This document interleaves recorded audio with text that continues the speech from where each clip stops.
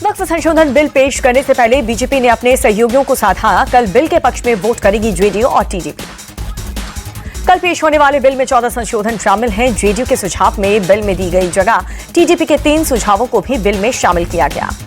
वक्फ bill को लेकर ओवैसी ने बीजेपी के सहयोगियों को फिर से दी है वार्निंग। कहा, ये मुस्लिम समाज के लिए इमोशनल कनेक्ट नीतीश, नायडू, चिराग और जयंत नहीं समझ रहे तो जनता समझा देगी। ओवैसी बोले, ये वक्फ बर्बाद बिल है। हिंदुओं और सिखों की धार्मिक बोझ में दूसरे धर्म के लोग शामिल नहीं हो तो वक्फ में गैर मुस्लिम को जगह कैसे। विरोध के बीच कल दोपहर 12 बजे लोकसभा में पेश होगा वक्फ संशोधन बिल। बिजनेस एडवाइजरी कमेटी की मीटिंग में सरकार ने दी जानकारी, कल ही बिल पास कराने की तैयारी। वक्फ संशोधन बिल पर चर्चा के लिए 8 घंटे का समय तय। 12:15 बजे से चर्चा की शुरुआत। चर्चा के लिए 12 घंटे का समय चाहता था विपक्ष। संसदीय कार्य मंत्री किरेन रिजिजू बोले, सभी दलों से व्यापक चर्चा के बाद ही बिल ला रही है सरकार। हम ईमानदारी से वक्फ बिल पर चर्चा चाहते हैं। रिजिजू बोले, बहस के दौरान हर वक्ता को बोलने का मौका मिलेगा। जरूरत के मुताबिक चर्चा का वक्त बढ़ा दिया जा सकता है। लोकसभा में बीजेपी के सभी सांसदों को व्हीप जारी। कल वक्फ संशोधन बिल पर वोटिंग के दौरान सदन में मौजूद रहने के निर्देश। 3 अप्रैल को राज्यसभा में वक्फ संशोधन बिल पेश करेगी सरकार। बीजेपी ने व्हीप जारी कर सभी राज्यसभा सांसदों को भी सदन में मौजूद रहने के निर्देश दिए। कांग्रेस ने भी लोकसभा में अपने सभी सांसदों को व्हीप जारी किया। अगले 3 दिन सदन में मौजूद रहने के निर्देश। वक्फ संशोधन बिल को लेकर संसद में विपक्ष की बैठक। बिल पर सरकार को घेरने की रणनीति पर चर्चा। वक्फ संशोधन बिल को लेकर के मुस्लिम धर्म गुरु खालिद रशीद फिरंगी मैली का बड़ा बयान। कहा, बिल पास होगा तो मुसलमानों के साथ बहुत नाइंसाफी होगी। आरजेडी नेता तेजस्वी यादव को बोले, ये असंवैधानिक बिल, हम संविधान को मानने वाले लोग हैं, इस तरह का बिल मंजूर नहीं है।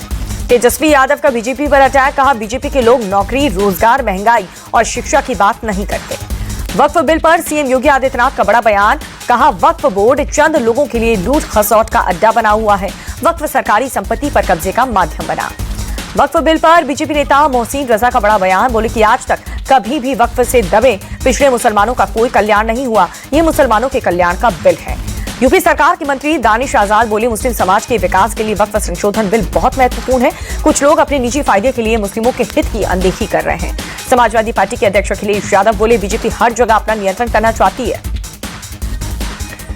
वक्फ बिल पर बीजेपी सांसद अरुण गोविल का बयान। कहा, बहुत सोच समझकर उठाया जा रहा है कदम, सब कुछ संविधान के तहत ही हो रहा है। वक्फ संशोधन बिल पर आजाद समाज पार्टी के अध्यक्ष चंद्रशेखर आजाद का बयान। कहा, धार्मिक क्षेत्र के अतिक्रमण करने का काम कर रही है सरकार। कांग्रेस नेता इमरान मसूद बोले, वक्फ बिल पूरी तरह से असंवैधानिक, हमारे विरोध को दरकिनार किया। वक्फ संशोधन बिल पर आम आदमी पार्टी सांसद संजय सिंह का बीजेपी पर हमला। कहा, नफरत फैलाने के लिए लाया जा रहा है बिल। वक्फ बिल के लोकसभा में पेश होने से पहले शहर शहर में अलर्ट। वाराणसी में पुलिस ने फ्लैग मार्च निकाला। यूपी के सीएम योगी आदित्यनाथ बोले, आक्रांताओं का महिमा मंडन बंद होना चाहिए। राजनायकों का गुणगान हो। हिंदू सहनशील है, इसीलिए औरंगजेब की कब्र सुरक्षित। सीएम योगी बोले, त्योहार में नहीं होनी चाहिए उद्दंडता, अनुशासन का पालन बहुत जरूरी। सड़क पर नमाज पढ़ने पर रोक को लेकर के सीएम योगी बोले, सड़क लोगों के चलने के लिए होती है, नमाज की जगह ईदगाह और मस्जिद है। सीएम योगी बोले, कांवड़ यात्रा हरिद्वार से गाजियाबाद तक चलती है तो वो सड़क पर ही चलेगी। हमने कभी परंपरागत मुस्लिम जुलूस को नहीं रोका। कांवड़ को लेकर योगी के बयान पर ओबीसी का पलटवार। बोले, हर धर्म का पर्व रोड पर ही होता है, फिर मुस्लिम से तकलीफ क्यों। बरेली में सीएम योगी आदित्यनाथ ने साधा अखिलेश यादव पर निशाना। कहा, सपा के लोग गौकशी कराते हैं, इसलिए उन्हें गौ माता के गोबर में दुर्गंध आती है। पीएम मोदी के तीसरे थाईलैंड दौरे को लेकर तैयारियां तेज हुई। 3 और 4 अप्रैल को पीएम बैंकॉक का दौरा करेंगे।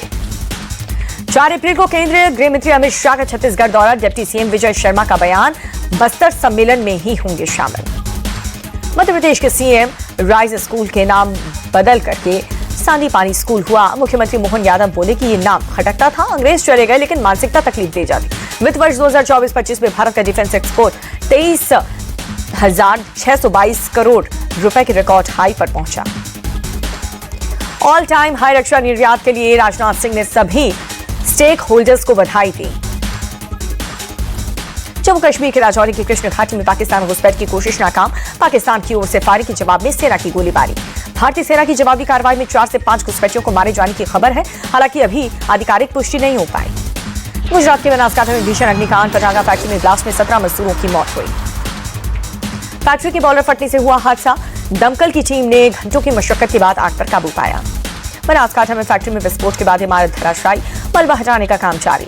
बनासकांठा हादसे पर राहुल गांधी ने दुख जताया, बोले हादसा की तुरंत जांच हो, दोषियों को कड़ी से कड़ी सजा मिले।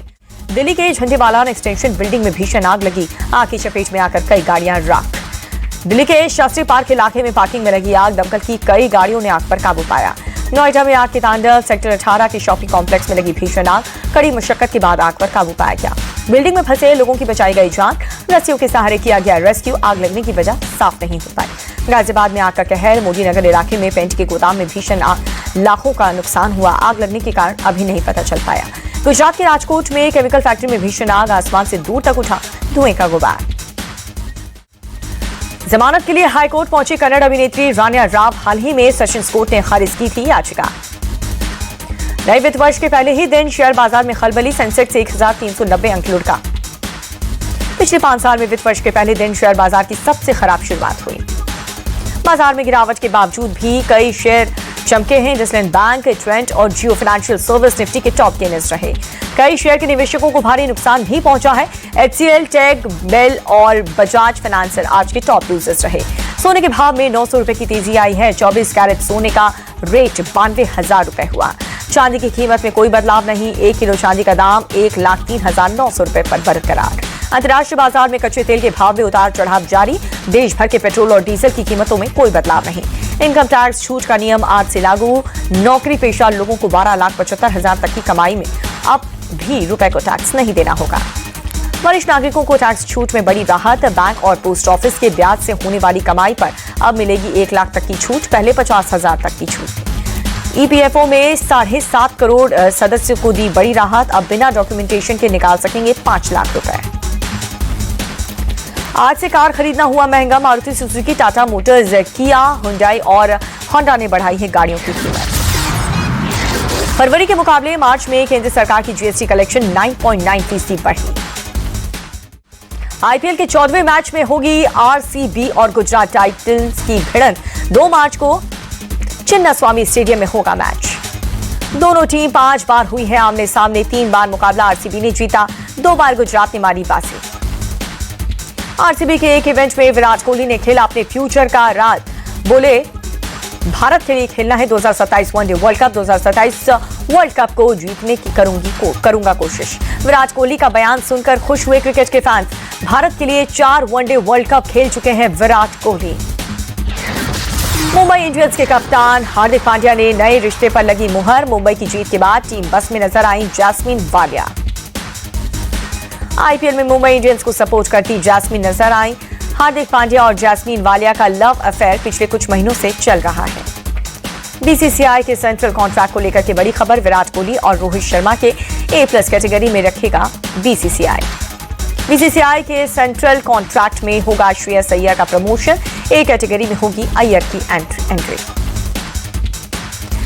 क्रिकेट ऑस्ट्रेलिया ने अपने सेंट्रल कॉन्ट्रैक्ट का किया ऐलान। सैम कॉन्स्टेंस, मैथ्यू और साथ ही ऑलराउंडर ब्रू वेबस्टर को सेंट्रल कॉन्ट्रैक्ट में किया शामिल। उत्तराखंड के CM पुष्कर सिंह धामी का दिखा अलग अंदाज। इंटर क्रिकेट टूर्नामेंट के दौरान क्रिकेट खेलते हुए नजर आए। मुख्यमंत्री मोहन यादव के धार्मिक शहरों में शराबबंदी वाले आदेश का पालन शुरू। महाकाल की नगरी उज्जैन शहर की 17 शराब दुकान और 11 बियर बार बंद। उज्जैन के काल भैरव मंदिर परिसर की शराब दुकान पर भी ताला लगा। राजस्व का नुकसान रोकने के लिए शराब दुकानों को ग्रामीण क्षेत्र में शिफ्ट किया गया। अयोध्या राम मंदिर में श्रद्धालुओं की पहुंच रही है भारी भीड़। रामनवमी उत्सव में पहले मंदिर को रंग बिरंगे फूलों से सजाया गया। आज से चैती छठ महापर्व की शुरुआत। बिहार के औरंगाबाद में श्रद्धालुओं ने किया नहाय खाए अनुष्ठान।